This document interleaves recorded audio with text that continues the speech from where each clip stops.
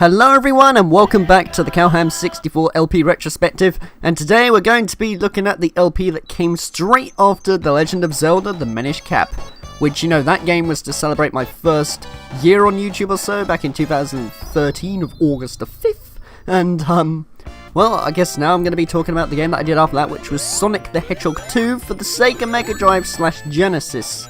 Honestly, the decision behind doing this LP after Minish Cap, I don't really know what caused that, to be honest. I think it was just the fact that Minish Cap was a long LP, for the time or so, considering it was over 30 episodes long, and it was, very ambitious for just a simple Game Boy Advance title and stuff, and I wanted to play something that was really short, and just something that I grew up with and knew a lot about, so I chose Sonic the Hedgehog 2.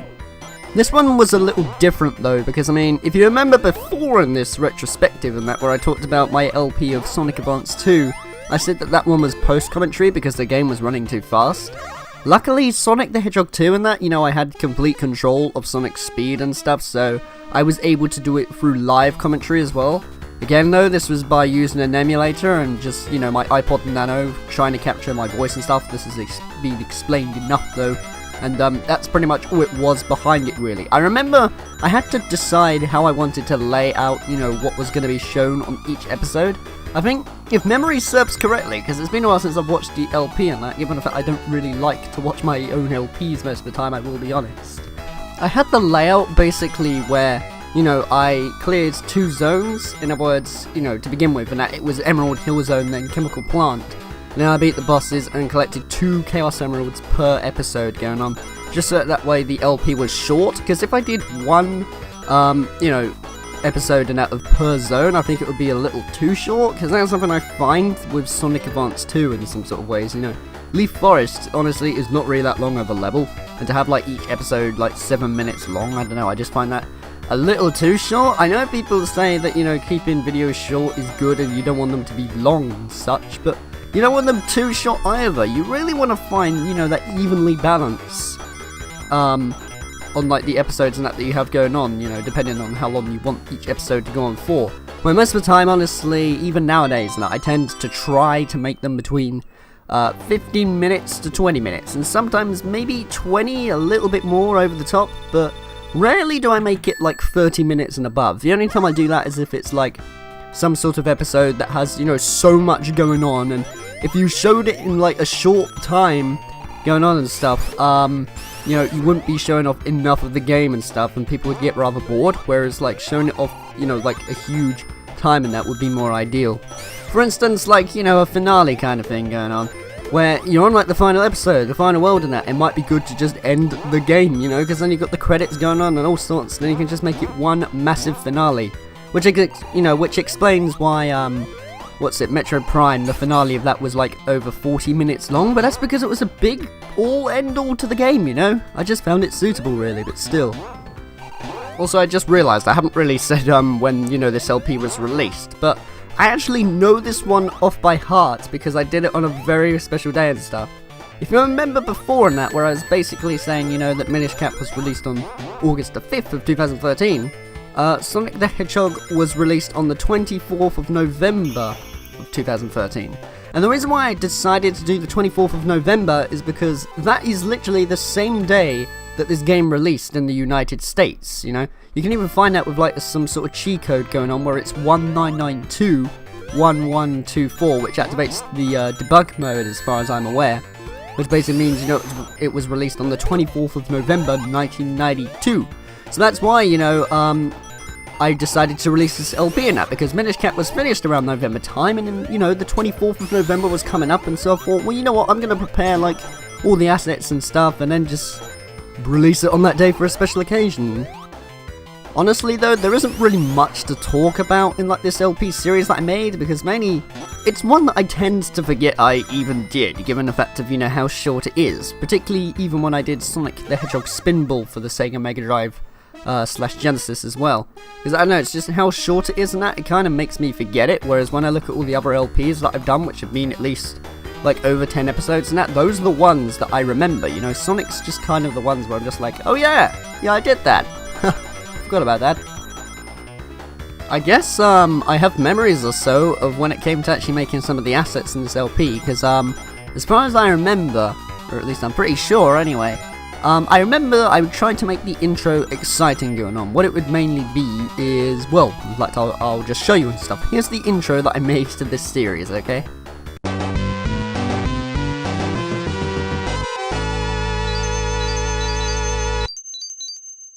Simple, effective, and to the point, you know, it's got Sonic and Tails, we're playing some Sonic Hedgehog 2, you know, it's not over the top or anything, or really, really bad of that Super Mario Land 2 freaking intro, which I dread to think about to this day, but still. I remember that intro was fun to make, though, just given the fact, you know, that I timed it with the music going on, and have, like, Sonic and Tails appear and then zoom out, just, I don't know. Even like to this day and stuff, you know, I like making the outro assets as well as like intros and that going on. I don't know why, I think it's just adding that like at the beginning and end of the video like just brings out a lot more instead of, you know, just being some sort of regular LP where I just literally play the game and I talk. You know, I make it into something, some sort of thing interesting to draw you in at the very beginning, you know, instead of just me literally rambling on at the very start and stuff. Except honestly, I don't really do links anymore nowadays. I think that's one thing you'll notice if you go back to some of my videos. Because you know when the episode starts and the intro plays and I'm playing the game and stuff, you know. At the very beginning and it appears with like this border or something saying next, previous and playlist. It's not really worth doing that nowadays because you see that was mainly for the use of YouTube's annotations going on. However, things have changed now. It's all swapped over to end screens, so those aren't really needed anymore, where the only time where I can put links on the videos are the end screens, you know, at the end, and that where you click on the video or the circle with the channel and stuff going on, and it leads you to it. That's how things are nowadays, because they've discontinued annotations, unfortunately, meaning I can't use them ever again, and some of my older videos which don't have annotations at all are just blank, so there's no point in having the outros there in the first place, but whatever, what can you do, YouTube changes across the years. I do like the end screens though.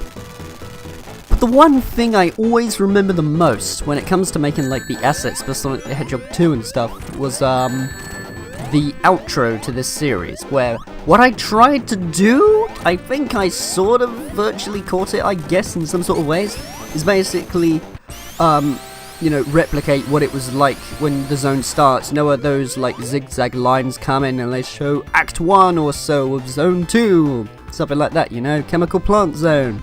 I tried to do that as the outro, where basically, as soon as things came in, you know, that's where you had next, previous, and playlists and stuff, and then you had like the highlight of the video to the left and stuff, and the title at the bottom. I don't know, I just wanted to make it ambitious to basically replicate, you know, the intros to the actual game itself. I had a lot of fun making it though, because it meant a lot of keyframing and animation and stuff, and I don't know, just at the end I thought, yeah, that's pretty good.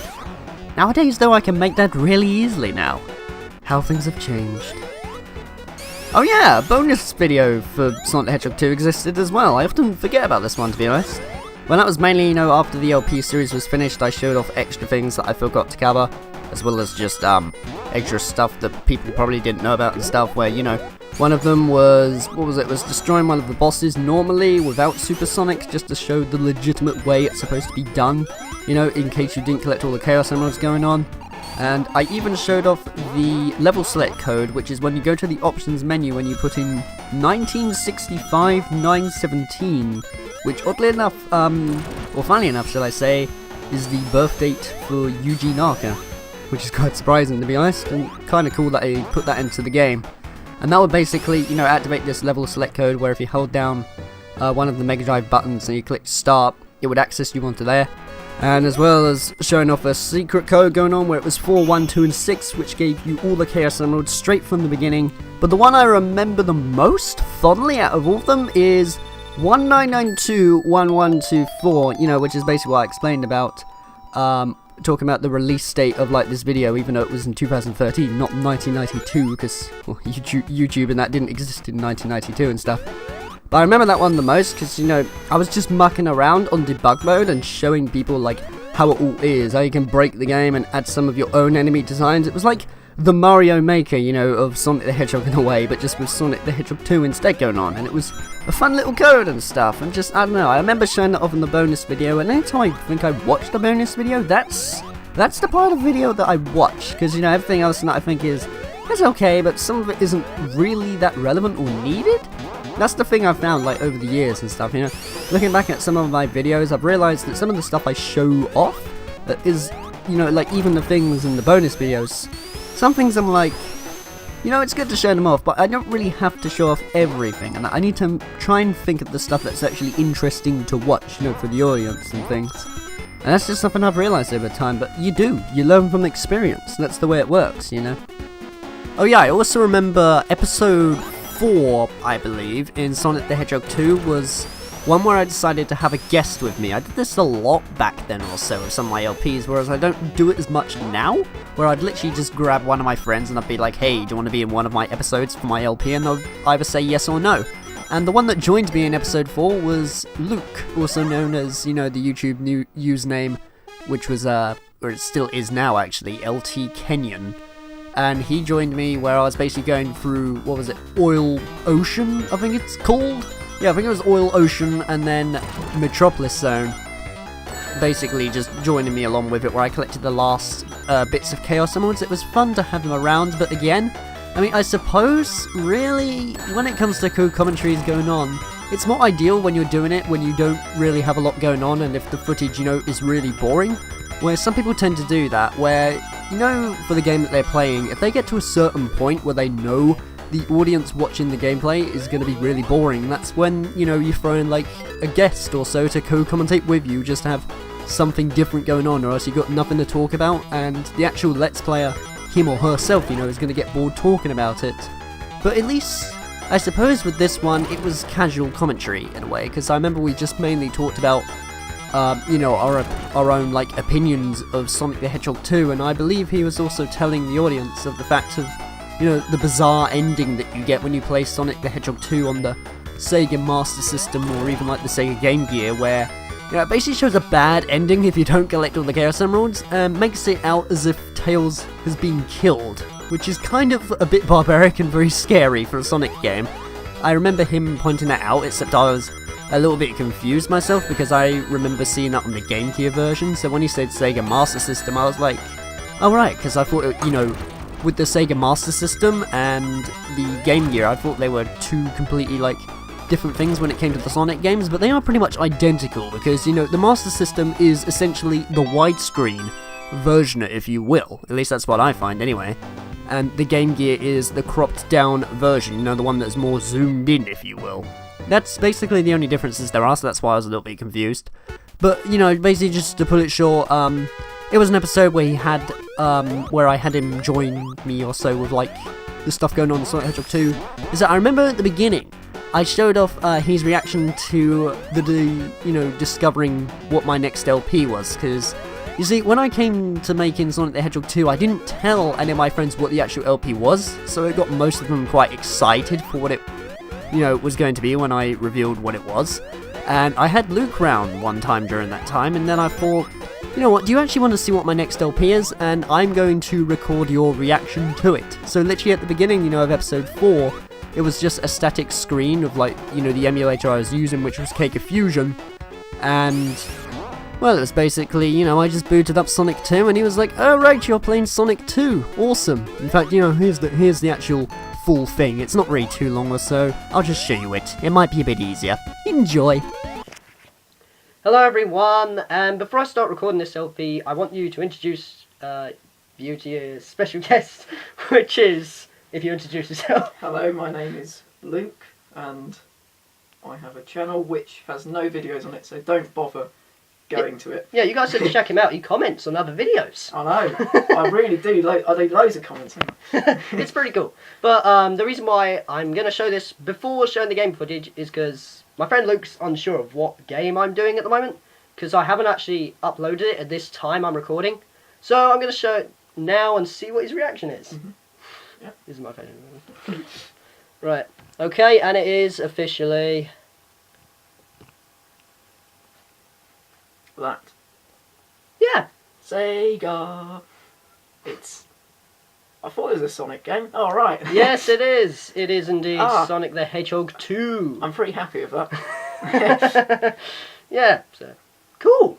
there we go. There's his reaction, guys.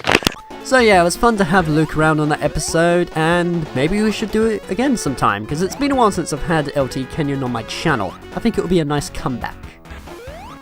But yeah, that's pretty much all I have to say about Sonic the Hedgehog 2 for the LP. Like I said, because it's really short and that, my memories for the game are sort of a bit in the distance, you know?